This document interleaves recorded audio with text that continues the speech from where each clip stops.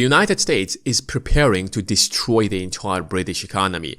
If you think that the British economy has been suffering all this time, then you have no idea what's about to happen. When I researched this video, I thought that this is an exaggeration, but the deeper I digged into it, the more I realized how bad the situation is. This is not speculation because it is already happening, and the average Brit is about to lose his entire life's savings. Nothing like this has ever happened in the history of the UK.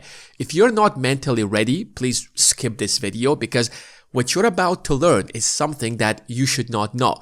This is something that the government does not want you to know at all. But if you're ready, then give this video a thumbs up and let's get right into it. American hedge funds such as Citadel, Balyasny, and Point72 have been building a position since 2023 that is about to wipe out the entire British economy. The British government, just like any other government, borrows money by issuing a government bond. Let's say that the government has issued a £100 bond that pays 4% in interest rate. The hedge fund is going to buy that bond and is going to receive £4 on that investment. But the hedge fund is not buying it for the sake of holding it. The hedge fund is instantly going to take that bond and is going to create a future based on it. A future is basically a contract that says that I'm going to sell you a certain asset sometime in the future for a specific amount of time. And right now, you don't have to pay me that money. All you have to do is just put a small deposit, and when the contract is going to expire, that's when you are going to pay me money. Let's say that me and you are going to sign a futures contract based on this Apple Watch. And the contract is going to say that I'm obligated to sell you this Apple Watch 3 months later for $500. Now, the value of this contract is going to fluctuate in the market based on demand and supply. If Apple tomorrow is going to announce that they're going to introduce a new Apple Watch, then suddenly nobody wants this Apple Watch, which means that the value of this contract is going to go down. But we are still obligated to exercise this contract for the specific price that we have agreed. On the other side, if Apple is going to announce that this was the last Apple Watch in the world and we are no longer going to manufacture any more Apple Watches, suddenly everybody would want to buy this Apple Watch because this was the last one.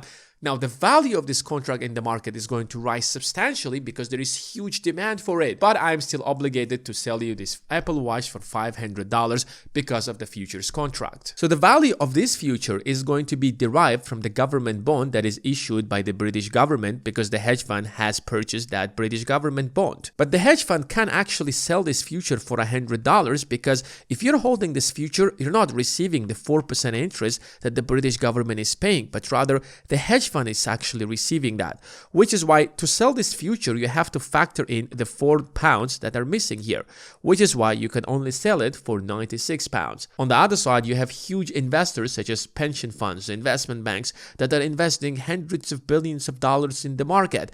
These pension funds still have to invest a big portion of their money into the British government bonds because they have no other option, since these are very safe investments. But at the same time, these pension funds want to actually invest in the stock market or other assets because Nvidia stocks are rising, Apple stocks are rising, but we have a very limited amount of money, which is why instead of actually putting upfront our entire money to buy these British bonds, we are going to buy futures whose value derive from the British government bonds. So 3 months later or a year later, we can still buy these government bonds for the exact same price that we have agreed. Meanwhile, we are going to take our money and invest it in Apple or other major stocks. When the future contract reaches its maturity date, the value of this contract is at least going to match the price of the original government bond because there is no more time left and you're going to receive your money back from the British government. So the pension fund is going to exercise this futures contract, buy the British government bond from the hedge fund, instantly sell it in the market for the exact same £100 because if I'm going to buy it from the pension fund, then I will receive the exact same £100 from the British government, which is why the demand for futures is always much higher than the demand for the British government bonds to begin with. And the price of anything in the market is determined by demand and supply.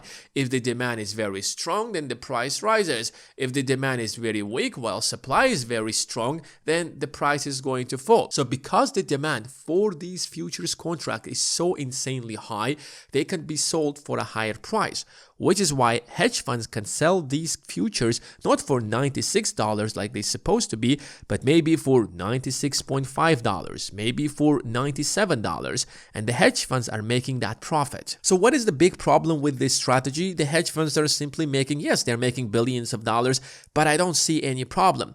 The biggest problem here is that the hedge funds are not even using their money to do these trades. Because interest rates in the United Kingdom have been rising to 5% by 2023, while interest rates in Japan during this time were negative 0.5%, these hedge funds could borrow hundreds of billions of dollars from Japanese banks and invest it in the UK treasuries. The British government bonds are some of the safest investments out there because nobody believes that the British government is going to default on these loans.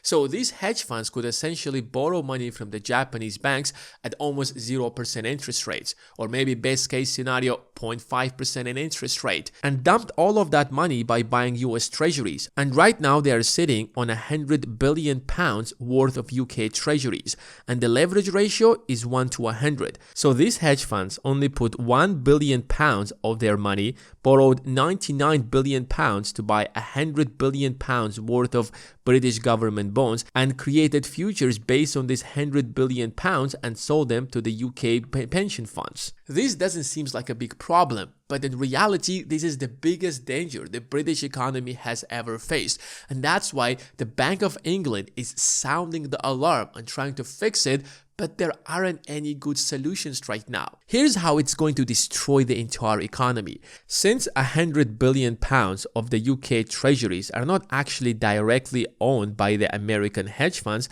because they only put £1 billion of their money and 99% of that money is being leveraged, this strategy can only work when interest rates in Japan are low while interest rates in the UK are very high. The moment this dynamic is going to change, this strategy is not going to work. And look at what's happening to the interest rates in both of these countries. Interest rates in Japan are rising substantially, they're about to hit 1%, while interest rates in the United Kingdom are falling down below 4%. So if by the end of the year the interest rates between these countries are going to close much farther, then these American hedge funds that have leveraged 99% of their position have no other option but to close their position to pay the Japanese banks because they're no longer making any money or whatsoever. The American hedge funds did not use their own money to buy all of these UK treasuries, but rather they used $100 billion of Japanese loans to buy all of these treasuries, and they're making money in the difference of this exchange rate. The moment this business model makes no more sense, then all of these American hedge funds have no other option but to sell £100 billion of the UK treasuries in the market. Most people have no idea how severe that could be for the British economy. Now, the total size of the national debt in the UK is about £2.9 trillion, and £100 billion is about 3.5% of the entire debt. At first glance, dumping 3.5% of the entire debt doesn't actually seem like a big problem. But the daily volume of the entire debt is about £30 billion. So £30 billion is being traded a day.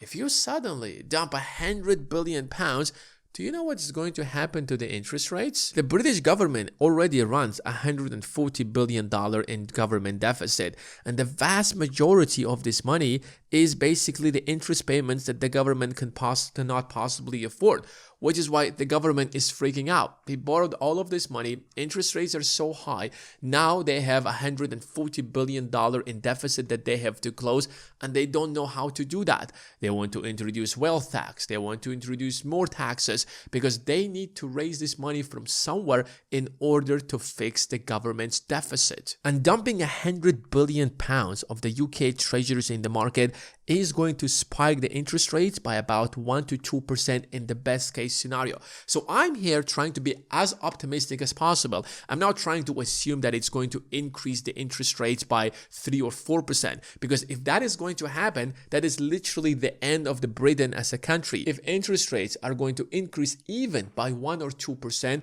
that is going to cost the British government by at least extra $30 to $60 billion. So the total deficit is going to rise from £140 billion to as much as £200 billion. If you think that the situation is so bad right now when the government has a $140 billion deficit, What do you think is going to happen when the deficit is going to rise to 200 billion pounds? At that point, they're going to double taxes on everything just to ensure that the government is not going to go bankrupt. And if you think that this is the entire problem, then you have no idea what's about to happen, because the situation is way worse than you can possibly imagine. And what I've explained just now is just one tiny small part of the problem. The biggest disaster is that the British pension funds own 20% of the entire UK debt. Pension funds are like social security. People are paying payroll taxes so that when they retire, they will be receiving money from the government. So if you spend your entire life paying payroll tax, you're expecting the government to actually pay you the pension. Why else did you actually pay so much taxes your entire life?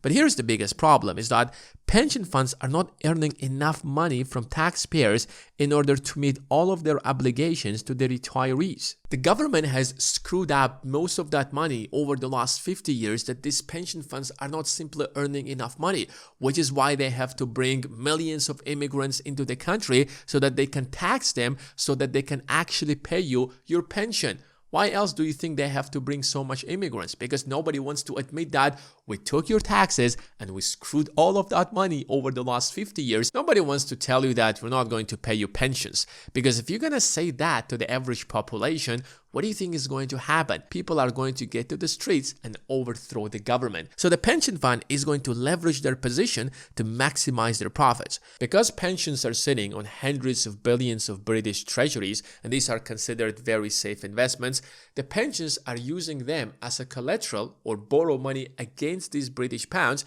to invest in more British pounds to maximize their profits. Imagine you have $1 million.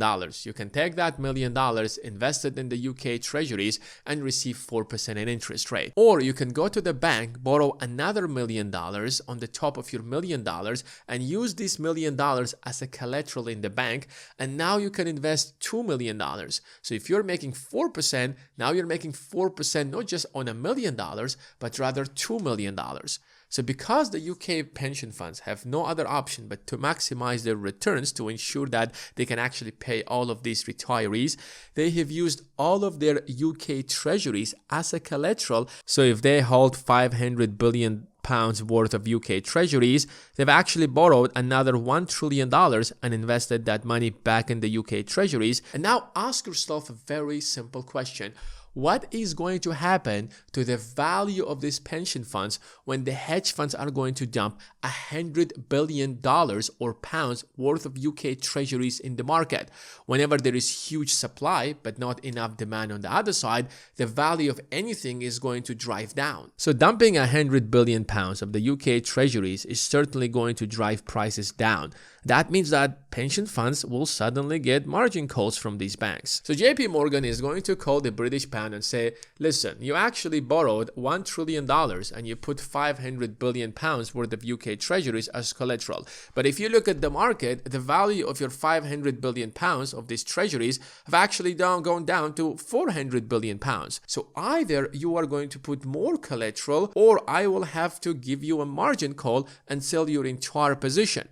Now, the pension fund in the UK is going to say, wait a second, we don't actually have much assets left. They have no other option but to sell some of their UK treasuries to make sure they will grow their cash position in JP Morgan because they need more collateral to prevent a margin call. When pension funds are going to sell so much of the UK bonds, what is going to happen to price of the bonds? Their prices are going to go down. Now, JP Morgan is going to call the British pension fund again and tell him, listen, the value of your UK treasuries have gone down from 400 billion pounds to 350 billion pounds. Either you have to put more collateral or I will have to liquidate your position. To prevent a margin call, the British pension fund is going to dump more of their assets in the market, which are primarily UK treasury bonds, which means that dumping more UK treasuries in the market is going to drive prices down. And this turns into a never-ending loop until the UK treasuries are going to worth absolutely nothing in the market. And if your debt worth nothing, then your currency worth nothing. And if that happens, your entire economy is going to be wiped out. That's why the Bank of England, which is an equivalent of the Federal Reserve in the United States, is who's trying to come up with a solution that what are we going to do when these hedge funds are going to get margin calls? How are we going to save the economy? This could be catastrophic for the entire British economy. So the real question is that how can we stop this loop? Can we actually do something about it? The only way to fix it is for Bank of England to intervene. The Bank of England is going to buy all of these treasuries out of the market and is going to stop the price of these treasuries to further collapsing. And the only way the Bank of England can do that is by printing massively money.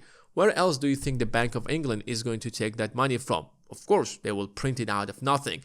And now the question is to you, what is going to happen to prices when the Bank of England is going to massively print money to buy hundreds of billions of pounds worth of UK treasuries in the market to prevent the debt market from collapsing?